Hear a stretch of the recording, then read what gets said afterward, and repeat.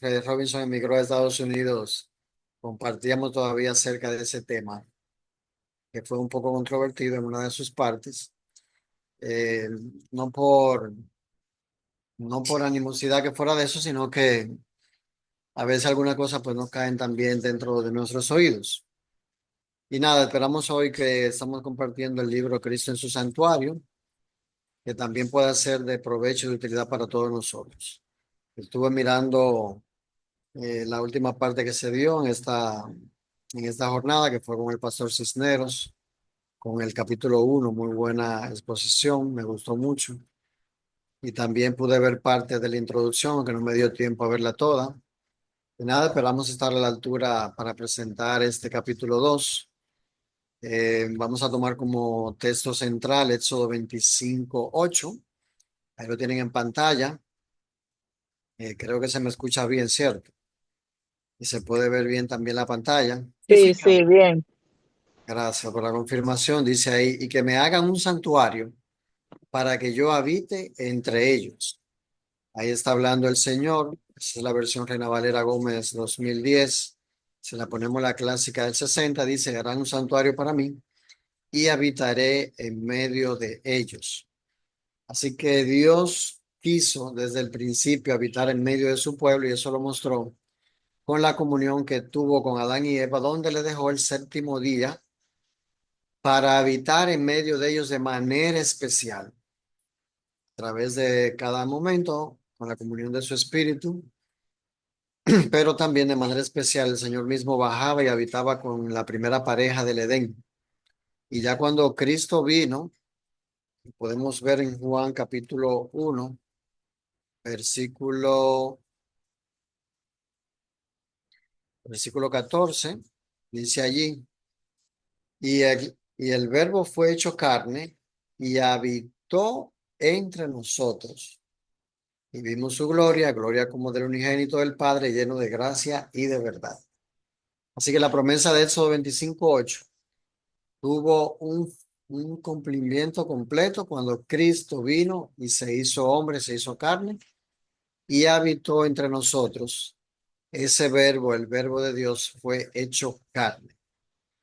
Pero nada, vamos a pasar al comentario como lo hace Ellen White en, en el libro. Aquí tenemos la parte, Cristo en su santuario, edición de 2008. Y el capítulo 2 que se llama El Santuario Celestial en miniatura. Este capítulo es un poquito largo. Para tratarlo quizás en una noche, lo vamos a hacer de manera resumida.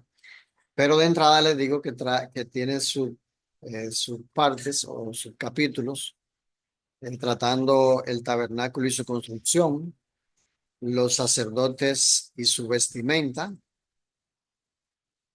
el Urín y el Tumín, el servicio del santuario, el día de la expiación, una figura de las cosas celestiales, se limpia el registro de los pecados y una parte de preguntas para estudiar. Lo ideal sería el tema correspondiente de Cristo en su santuario sea en orden con el, con el orden que se vaya a dar. Nosotros ya viniéramos con esa parte leída aquí y luego pues cuando el expositor hace su intervención pues podamos estar más empapados, tener quizá alguna pregunta ahí en mente para hacer. En la exposición anterior vi que se señalaba al Santo de los Santos como Cristo, aunque en realidad, quizá involuntariamente que entiendo, se pasó que es al santuario celestial que se refiere. Esa famosa y típica frase de Kodesh, Kodeshim, se refiere al santuario y todo gira en torno a eso ahí, pero claro, con Cristo como su figura central que debía ejercer la limpieza en el mismo. Pero nada, si queda alguna duda, alguna pregunta de este capítulo 2 pues la anotarán por ahí y ya Frank Robinson la habilitará luego como él mejor comprenda que debe hacerse. Yo estuve sacando un resumen y podemos ver, por ejemplo, que esta parte del capítulo 2 la podemos tratar en un inicio teniendo el santuario celestial terrenal como símbolo del santuario celestial. Según vimos en Éxodo 25:8, incluso el versículo 9, vamos a ver si lo pongo ahí, en la pantalla aquí. Dice también allí, conforme a todo lo que yo te muestre, el diseño del tabernáculo y el diseño de todos sus utensilios, así lo haréis. Y el versículo 40 dice, y mira, hazlos conforme al modelo que te ha sido mostrado en el monte.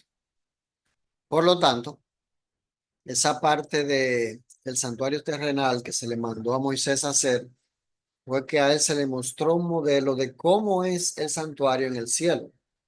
No se le pudo haber mostrado el santuario en sí porque el santuario es demasiado grande, él no lo iba a poder contemplar en sus detalles, pero se le mostró un modelo, una maqueta, podríamos decir, y así Moisés debía ser el terrenal. Así que Dios le ordenó a Moisés construir un santuario terrenal, que era una copia del verdadero santuario, que es el santuario celestial. Y el propósito de eso es que Dios iba a habitar entre su pueblo y proporcionar un modelo visible del plan de salvación y del plan de redención. Es decir, mira, para que el pecado, que es un problema eh, foráneo a la naturaleza divina y de todo el universo, se corrija, debe suceder esto. Y ahí se le daba el motivo. El cordero debía ser sin mancha, debía traerse de esta manera, debía sacrificarse por un sacerdote, no por cualquier persona, un sacerdote designado por Dios. Nadie podía tomarse esa prerrogativa. Y bueno, ya esto lo habremos visto en algún capítulo anterior, pero ese era el propósito principal, lo que vimos en la lectura bíblica, que es que Dios quiere habitar entre su pueblo. Algo que me llama mucho la atención y lo vamos a resaltar cuando nos toque ver parte de la vestimenta, es que no dice que Dios quiere habitar entre el mundo, ¿no? Sino que Dios quiere habitar entre su pueblo y harán un santuario para mí, no cualquiera, sino su pueblo, para que yo habite entre ellos. En cuanto a la estructura general del santuario y su ubicación, este santuario que se le mandó a hacer a Moisés era portátil, era movible y consistía de una tienda de dos partes, llamada el lugar santo y el lugar santísimo, y estaban situados dentro de unas cortinas cercadas por ello, y ahí eso se fijaba como un patio o como el atrio. Así que en realidad tenía tres partes, pero la tienda en sí del tabernáculo estaba dividido en dos. El lugar santo era la primera parte y el lugar santísimo la última. Y el lugar santísimo medía la mitad del lugar santo, o el lugar santo medía el doble de lo que medía el lugar santísimo. Los materiales que se usaron fueron oro, plata, bronce, lino fino, pieles de animales, maderas especiales, y todo eso reflejaba la reverencia y la santidad de Dios, la delicadeza y su majestad también. Si nosotros vamos a hacer algo para Dios, no podemos tomar cualquier cosa a la ligera. Tengo mi casa muy arregladita, pero las cosas de Dios las tengo tiradas. ¿Mm? Eso como que no cuadra.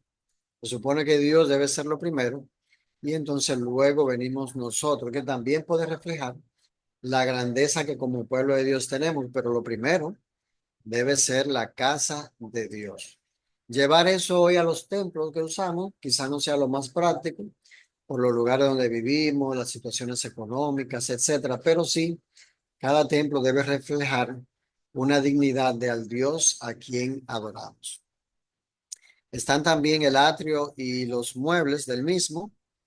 Vamos a poner a que esto lo dejamos aquí en la introducción, en la parte introductoria, en la pantalla.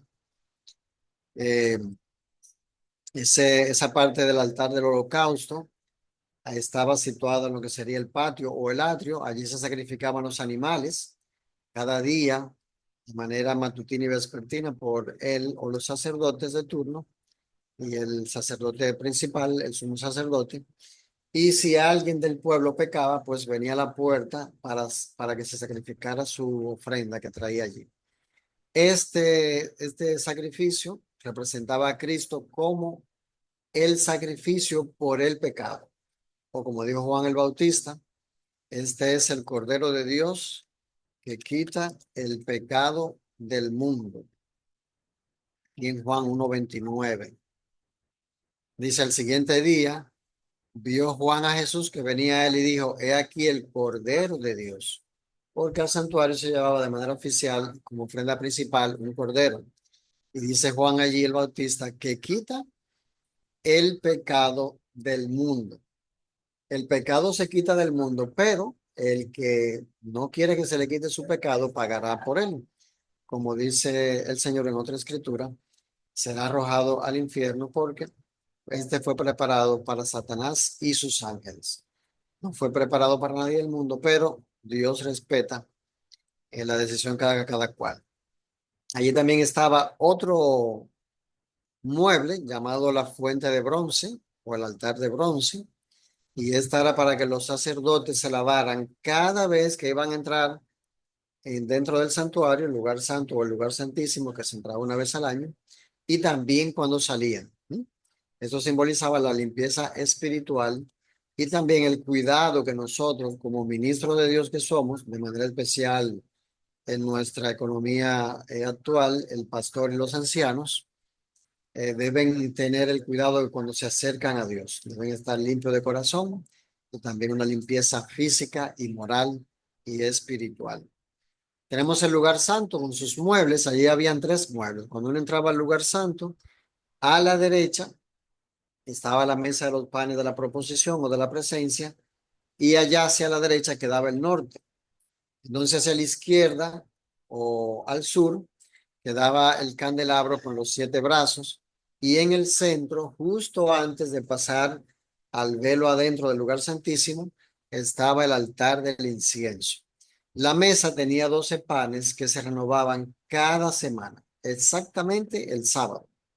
Y eso representan a Cristo como el pan de vida.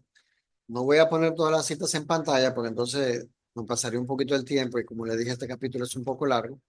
Pero recuerden cuando en Juan capítulo 6 el Señor habló de él como el pan vivo que descendió del cielo. A la izquierda tenemos la luz continua de cuando se inauguró el santuario. Con ese fuego que descendió sobre el altar se encendió todo lo demás que llevaba luz, como por ejemplo el candelabro, y nunca podía dejarse apagar esas luces. ¿Alguien decía algo? Hermano Charlie, sí, Ajá. no se ve la imagen si está presentando alguna imagen. No, no, está nada más la introducción donde está el título del tema. Ok, perfecto. Solamente ponía la representación aquí con mis manos y decía dónde estaban. Pero no tenemos imágenes, aunque puedo buscar algunas, sí. Muebles del santuario. Pero nada, entonces vamos a ponerlo, bueno, vamos a poner,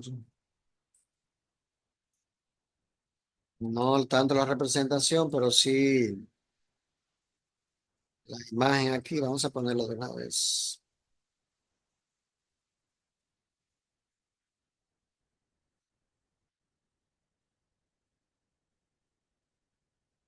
Un segundito.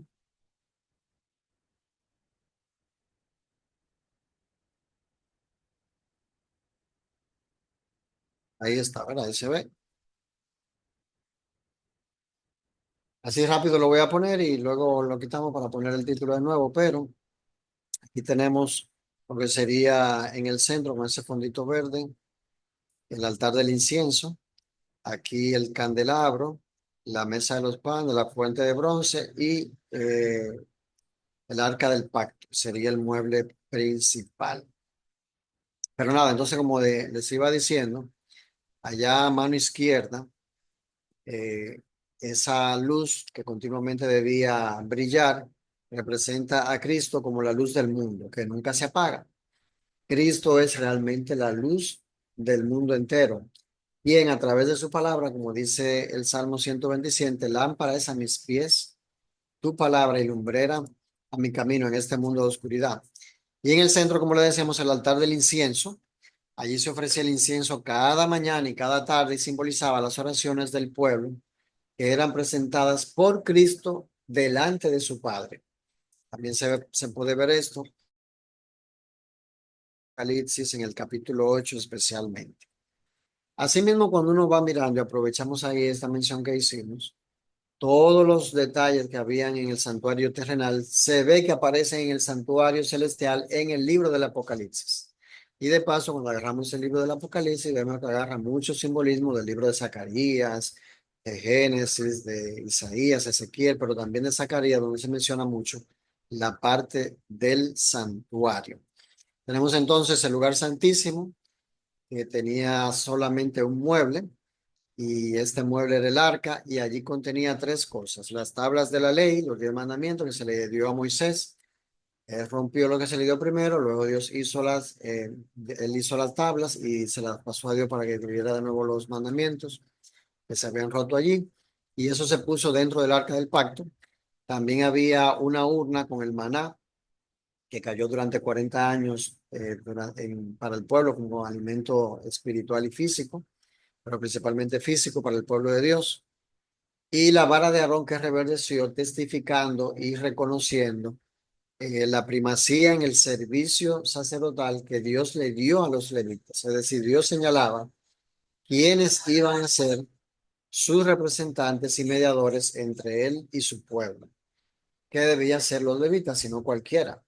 Ni siquiera que fueran familia de ellos, como le pasó a la rebelión de Coré, que era primo de Leví, pero él dijo, oye, y nada más son los levitas aquí, los hijos de Leví que van a ministrar en el santuario, ¿eh? Ellos estaban mirando cómo se le quedaba el diezmo, el cuero del animal y esto y aquello, y diríamos que en buen dominicano, sin dar un golpe. Y parece que le gustó eso, pero Dios lo puso en su puesto, y de qué manera se los tragó la tierra. Pero nada, entonces esto representa el trono de Dios y que su ley es la base de su gobierno divino, no solamente en esta tierra, sino en todo el universo. La ley de Dios es eterna, como lo dice el Salmo, y eso es lo que rige para toda criatura en este universo. El propiciatorio es la tapa del arca. O sea, con esa cubierta estaban entretejidos ahí dos querubines de oro que miraban hacia debajo como si tuvieran un interés especial en lo que ocurría allí abajo. Y allá abajo lo que está la ley de Dios, que también vemos allí un simbolismo del juicio del pueblo de Dios que sucede en base a esa ley.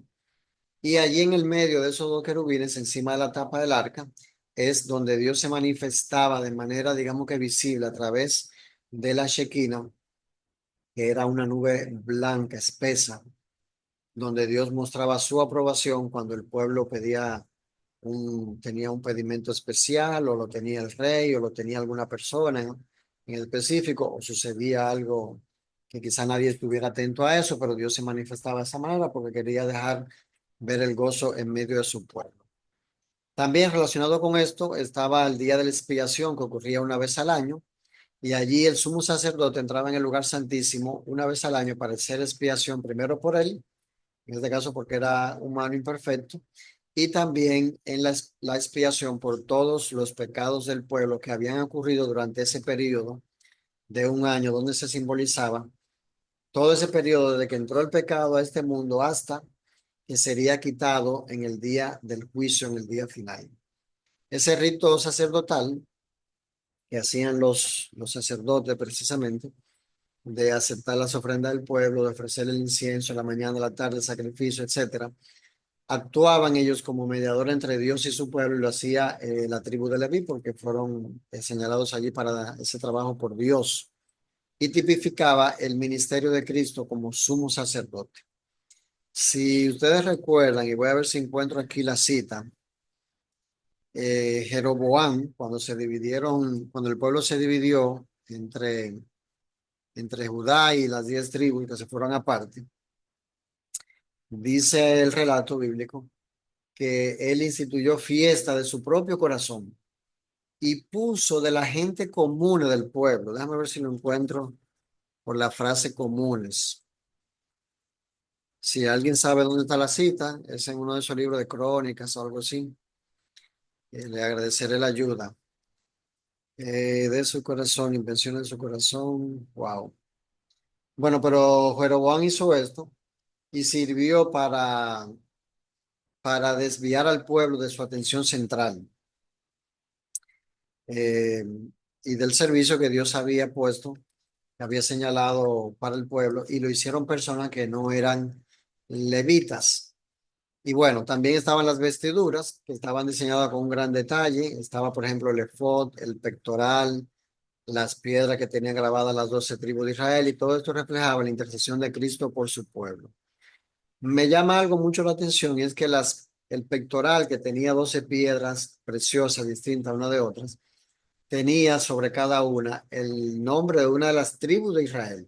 Las tribus de Israel eran parte del pueblo de Dios, mientras que el mundo entero era llamado a ser parte del pueblo de Dios, es decir, a adorar al verdadero Dios, pero que era llevado a ellos por la vida de esta persona que era miembro de esas tribus. En el libro de Apocalipsis, en el capítulo 7 vemos a los 144,000, que son 12,000 de cada tribu, ¿sí? Y son los que dan ese conocimiento especial de Dios al mundo, ya en la última parte de la historia de este mundo. Y mientras Cristo muere como sacrificio por el pecado del mundo, sin embargo, cuando intercede, los beneficios de su intercesión, ¿quiénes los reciben nada más? Los que están en su pecho grabado bien de cerca, que es su pueblo. Por eso nosotros tenemos que ser parte del Eh, pueblo de Dios. No, no nos vale nada más con decir yo creo en Dios, sino que debe ser algo vivo y activo. Robinson. sí, la cita que buscas es Primera de Reyes 12, 26 al 36, al 33, perdón, del 26 al 30, que dice Jeroboam construyó altares paganos y puso como sacerdotes a gente común del pueblo. Común del pueblo. A gente, perdón, a gente del pueblo, dice, en mi versión. Primera de Reyes 12, 26 al 33. Primera de Reyes 12, 26 al 33. Vamos a ver aquí. Míralo ahí, donde lo Y saltaste arriba, uno arriba. 31, sí. El 31 dice, hizo también la casa de los lugares altos e hizo sacerdotes de la clase baja del pueblo que no eran de los hijos de Leví. ¿Mm? Y la otra parte del 32 que es muy interesante. Entonces instituyó Jeroboam fiesta solemne en el mes octavo. ¿Qué mes es ese, Robinson? Dime. Un mes que no era de importancia. Dice, conforme a la fiesta que se celebraba en Judá, es decir, como una rivalidad, y sacrificó sobre el altar. Así hizo en Betel, ofreciendo sacrificio a los becerros que había hecho, y estableció en Betel a los sacerdotes de los lugares altos que él había edificado. Bueno, aquí es que me gusta la parte del 33 donde dice, sacrificó pues sobre el altar que él había hecho en Betel a los 15 días, a los 15 del mes octavo, el mes que él había inventado de su propio corazón. Así que es una fiesta. Él se inventó e hizo fiesta a los hijos de Israel y subió al altar para quemar incienso. Es decir, todo lo que no debía hacer. Eso vendría siendo el mes de noviembre para nuestro calendario. Más o menos, ¿verdad? Correspondería a nuestro, exacto, el mes de noviembre más o menos. Fíjate que en Daniel 7, ¿qué dice del cuerno pequeño? Que pensaría en cambiar los tiempos y la ley. ¿Qué versículo que está? A ver.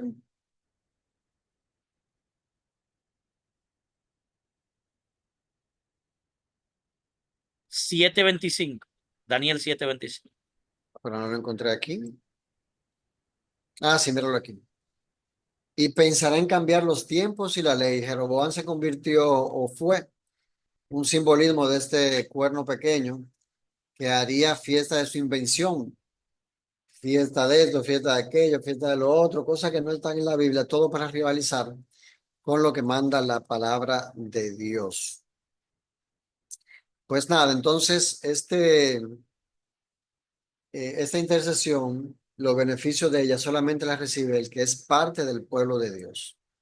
Entonces, todo ese sistema de ceremonias apuntaba a Cristo, apuntaba a su vida, apuntaba a su muerte en el altar de sacrificios, apuntaba a su intercesión como pan vivo que descendió del cielo, como la luz del mundo, como ese olor en la ofrenda grata delante de Jehová. Y también apuntaba a su obra final de juicio, que es la que ha estado ocurriendo a partir del 22 de octubre de 1844, cuando Cristo pasó de manera formal del lugar santo al lugar santísimo, yéndose detrás de su Padre, según nos lo revela Ellen White en la el capítulo que se llama El final de los 2300 días de primeros escritos, donde el Padre se levanta y se va del lugar santo al lugar santísimo, Cristo le cae atrás y habían dos multitudes allí, dos grupos, unos postrados y otros al lado del trono de manera aparentemente indiferente, pero de los que estaban postrados, algunos se fueron detrás de Cristo y otros se quedaron sin darse cuenta que Cristo se había movido. Y de los que estaban parados al ver el movimiento, también le cayeron atrás a Cristo y otros se quedaron ahí. Es decir, que a veces no son todos los que están y están todos los que son. ¿Mm? A la hora del no es que se sabe. Y luego viene, dice el resto de la profecía, del relato de la visión, Satanás y sopla sobre ellos una influencia impía y tenían amor y paz, pero amor y gozo, pero creo que no tenían paz, tenían luz también. Bueno, entonces todo ese sistema del santuario, pues prefiguraba la obra real de Cristo. Y entonces la eficacia del santuario celestial, del santuario terrenal, no estaba en los ritos en sí. Yo pequé, llevo mi ofrenda a la puerta y automáticamente obtengo el perdón. ¿Mm? Ahí no era que estaba el poder o la eficacia de ellos, sino que todo eso representaba el plan de salvación real. Pablo mismo dice que si yo peco voluntariamente a sabiendas, pues ya no queda más sacrificio por el pecado, sino una horrenda expectación de juicio. Y también sería lo mismo para hoy. No sé si alguien tiene alguna pregunta o un comentario hasta este punto, porque luego me gustaría ver si tratamos ya en los 15 minutos finales la parte de las preguntas que se presentan en el libro. No se da la respuesta, pero pretendemos dársela y aprender un poco también con eso. ¿Alguien quiere decir algo hasta aquí o señalar algún punto?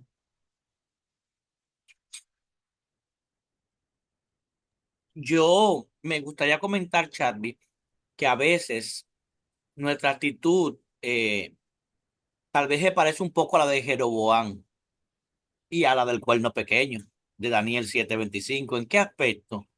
Muchos están cambiando la ley. ¿Cómo así?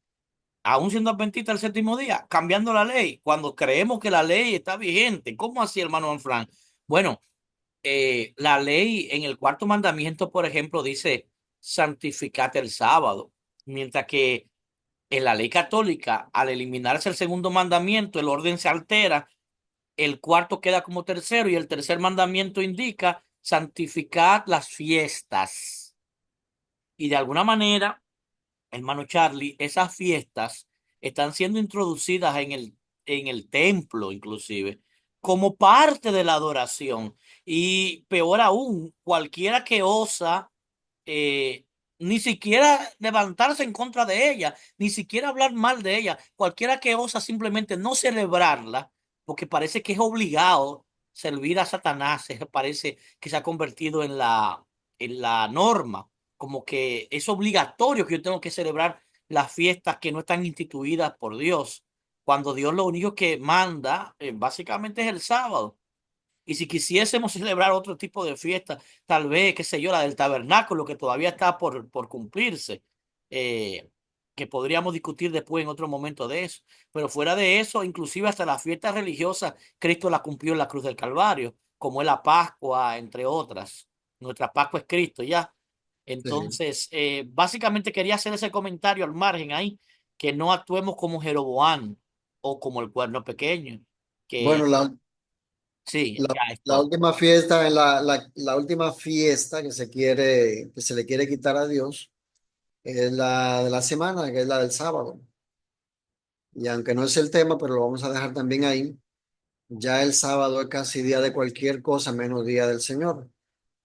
Es día del pastor, día del niño adventista, día del joven adventista, día de la mujer, día de Año Nuevo, día de Navidad, día de la amistad, día de todos. Día de la secretaria, día del tesorero, menos día del Señor. Eso es para meditar, secundando también cada palabra que dijo mi hermano Robbins. Pues nada. Aquí hay una parte de preguntas y respuestas que en este libro son muy interesantes. Sería bueno que si el predicador, porque el tiempo yo sé que no siempre es muy práctico, la refiere, Ustedes la pueden compartir en otro momento porque se aprende mucho. Mira, por ejemplo, ahí la primera pregunta y te dice también dónde se puede encontrar la respuesta en el capítulo, en la página 26, perdón. Dice, ¿cuáles fueron los primeros requisitos para la preparación del santuario en el desierto? Cuando vamos allá al capítulo 26, párrafo 3, dice que debían ser, que los primeros requisitos fueron la devoción a Dios y un espíritu de sacrificio. Vamos a buscarlo aquí. 26:3. La devoción a Dios y un espíritu de sacrificio fueron los primeros requisitos para construir la morada del Altísimo. ¿Qué les parece con eso hoy? ¿Mm? A veces cualquiera quiere aportar a la causa de Dios o colaborar con eso, pero no. Dios quiere que nosotros tengamos devoción a Él para eso y un espíritu de sacrificio. Eh, Hay personas que, por ejemplo, hacen mucho venta de comida para reunir para el templo, por ejemplo. Eso en el mundo adventista no suele hacerse, aunque yo creo que se hace un poco ya para una que otra actividad.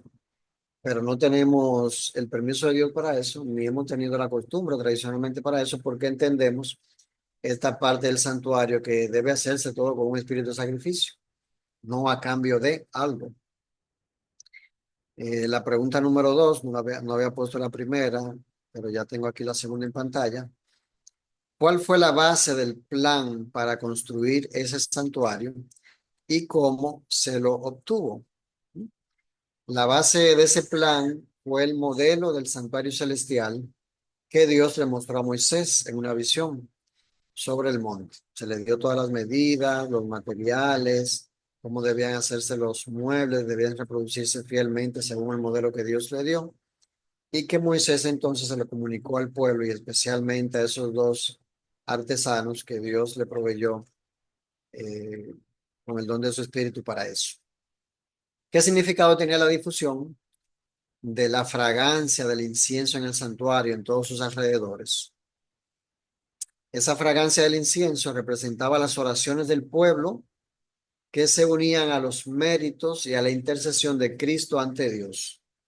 Yo oro y mi oración sube a Dios por la mañana temprano o a la tarde, de manera simbólica, porque en cualquier momento le puedo orar a Dios y Dios siempre me oye y me responde cuando Él lo considere.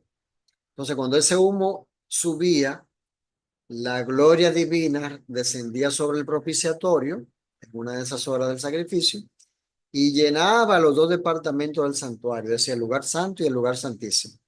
Y de esa manera entonces mostraba la aceptación que él le daba a las oraciones de su pueblo, en un día cualquiera o en días especiales. ¿Qué les parece? ¿Qué nombre, la pregunta número 4, se le daba a la manifestación de la presencia divina y dónde se producía? Ya lo mencionábamos antes. Se llamaba Shekinah y se producía sobre el propiciatorio entre los dos querubines. Allí estaba esto en el lugar santísimo. El asiento de la ley y la misericordia estaban en el lugar santísimo, ¿no? Ahí representados en el arca. ¿Por qué? Bueno, porque en el lugar santísimo estaba el arca del testamento, que contenía las tablas de la ley, y sobre ella estaba el propiciatorio, que era símbolo de la misericordia, donde Dios se manifestaba, y allí se aplicaba la sangre para la expiación, es decir, hacía reconciliación entre la justicia y la misericordia. Como dice Zacarías, que se besaron. Ahí está, o bueno, en el Salmo, dice la misericordia y la verdad se encontraron, la justicia y la paz se besaron. Pregunta número 6. Vamos a ver hasta dónde me dé tiempo de ver esto. ¿Por qué el pectoral o racional era la más sagrada de las vestiduras sacerdotales? ¿Qué ustedes creen? Allí, con sus 12 piedras grabadas, con los 12 nombres de la tribu de Israel, pendían sobre el corazón del sumo sacerdote, que en realidad ahora es Cristo, como un memorial continuo del pueblo delante de Jehová, simbolizando eso que Cristo lleva sobre su corazón a todos los redimidos. ¿Qué le parece? Maravilloso. Dios me tiene no solamente como la niña de sus ojos, sino también bien pegado a su pecho. No es cualquier cosa que uno se pega de sí. Y Robinson, averíguate eso un día, a ver. Tú sabes que las ropas del santuario de los sacerdotes debían ser de lino. Y escuché un video donde se mencionaba a un judío que había hecho un estudio sobre la ropa que las personas usaban y cómo una ropa influía hasta en el ánimo de la persona y como le decían ellos, la energía. Tú sentirte más cansado, ¿no? Y hasta bloquearte, diríamos que mentalmente.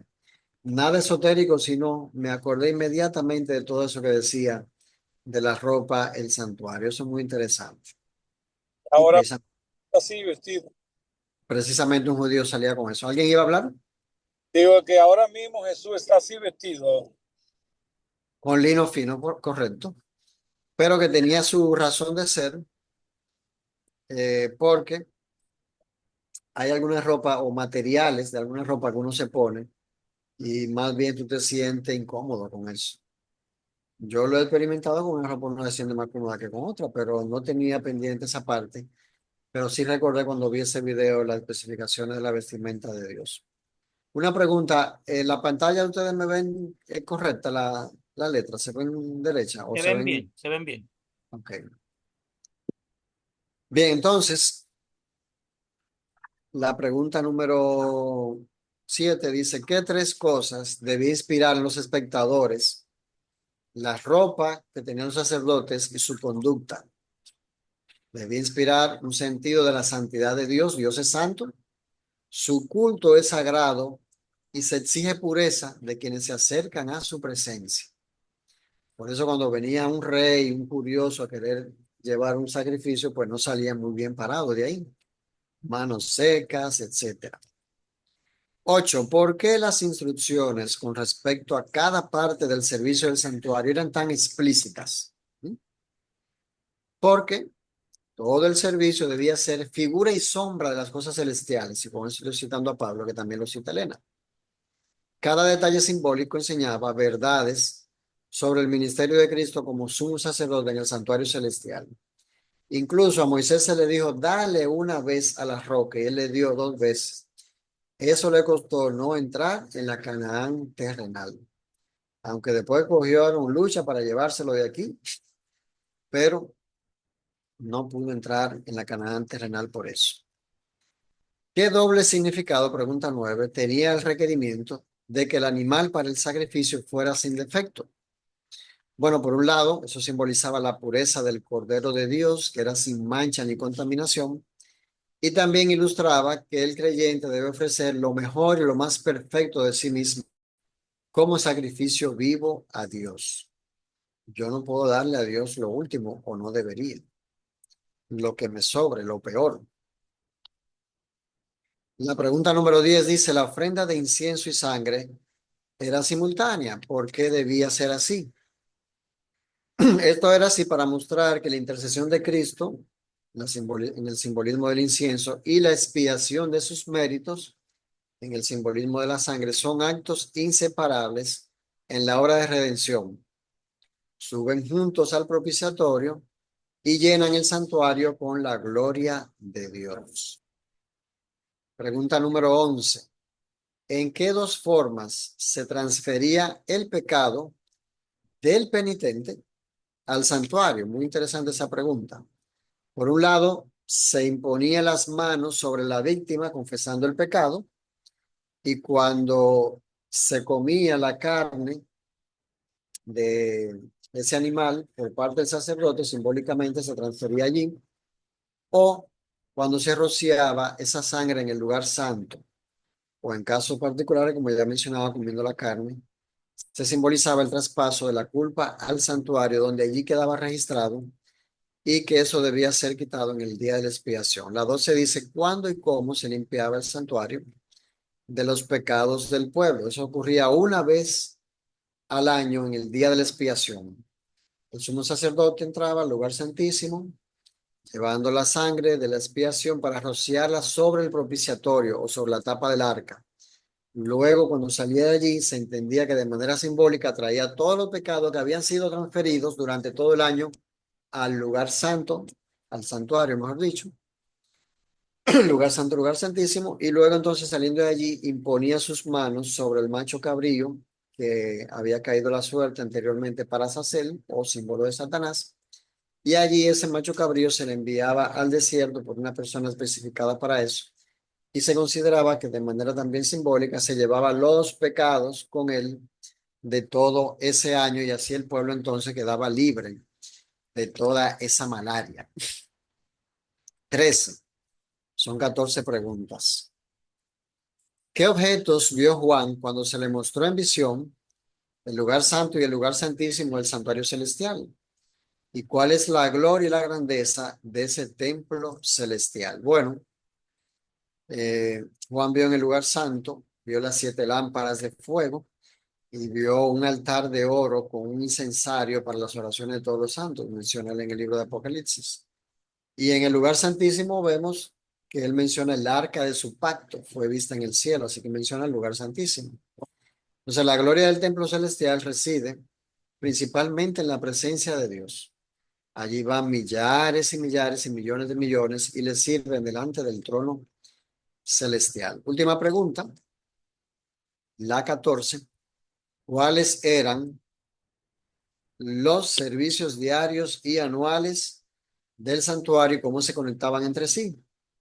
Aplíquelos al ministerio de Cristo como nuestro sumo sacerdote y a la limpieza del santuario celestial del registro de pecados. Pregunta para teólogo y gente estudiosa, ¿verdad?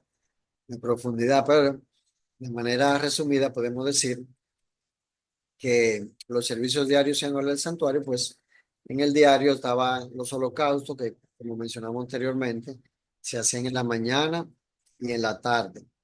Estaba el ofrecimiento del incienso en el lugar santo, delante del altar del incienso. Los sacrificios por los pecados individuales, cuando las personas venían a ofrendar para pedir perdón por sus pecados. También estaban cuando era sábado la ofrenda de los sábados, o cuando era luna nueva, o había una fiesta especial. Eso se hacía de manera diaria también, en el servicio diario. Y entonces eso simbolizaba la intercesión de qué forma continua que Cristo ahora lleva en el santuario celestial, o que llevó desde que subió a los cielos en la majestad y se sentó a la diestra de Dios en el trono. Entonces, interesante que le damos el término de intercesión continua, porque cuando vamos al libro de Daniel, eso Amén. es lo que se quita el continuo. Exacto. Y el, Perdón, Charlie, que la palabra sacrificio fue agregada por la sabiduría humana. Ese detallito chiquitico hace diferencia en teología. así es, nosotros no leemos la parte de sacrificio porque no nada tenga que estar mal, pero como adventistas sabemos, aquí Daniel 12:11, que como esa palabra fue agregada pero no aplica en ese contexto, ya nosotros tradicionalmente no la volamos. Hay versiones que se indican en cursiva cuando las palabras son agregadas, por ejemplo aquí se agrega sacrificio, pero también se agrega la palabra habrá, y ahí tiene sentido, tú sabes, pero sacrificio no tiene, sino que el que lo estaba traduciendo pues entendía que eso se refería solamente al sacrificio, pero no. Vemos que de manera continua se hacía qué cosa, todo lo que ya mencionamos en la parte del servicio diario. En la parte del servicio anual, que fue lo que el cuerno pequeño no pudo quitar y hasta ese momento llegó su reinado de tinieblas espirituales sobre el mundo. Se hacía entonces el servicio del día de la expiación y eso ocurría en el lugar santísimo. Y con eso se completaba el ciclo anual o el ciclo completo, limpiando el santuario de los pecados y entonces luego de eso se entendía que se terminaba el juicio final, era símbolo del juicio final. Me llevo los pecados de mi pueblo, lo que lo trajeron aquí, ya se liberan de eso y van sobre el verdadero culpable, que es ese cordero que simboliza a Azazel, a Satanás. Pero el que no trajo el pecado aquí, lamentablemente no puedo hacer nada por él. porque el pecado es como algo radioactivo y hay que tratarlo como Dios manda en cada detalle. Entonces Cristo, después de su ascensión, entró al santuario celestial a ofrecer su sangre por los creyentes, cuando eso ocurría en la tipificación diaria. Y entonces al final de los tiempos se señala que va a borrar los registros del pecado que hay en el santuario celestial o como se simbolizaban en el día de la expiación. Vamos a dejarlo hasta aquí, 8:35. Si alguien tiene algo que comentar, a favor o en contra, alguna pregunta, si se puede responder ahora se hace, si no en otro momento Robinson se encargará de eso en caso Sí. de. Pienso que es bueno que por el chat de la iglesia coloquen las preguntas. Vamos a hacérselas llegar al hermano Charlie para que él nos prepare un video y nos lo envíe para atrás. Y así le agregamos eso como coletilla a este video que estará colgado en los próximos minutos. Estaremos subiéndolo con el link para que puedan disfrutar los hermanos que no pudieron estar conectados el día de hoy. Agradecemos Sí. al hermano Charlie Almanzar por la participación el día de hoy y le pedimos que por favor concluya con una palabra de oración.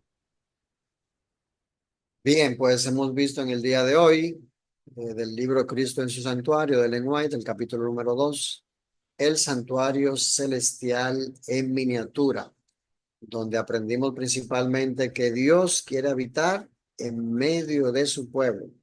Y eso hoy en día, Cristo lo hace posible a través de la comunión de su Espíritu en tu vida y en mi vida que hemos confesado públicamente que creemos en Cristo Jesús.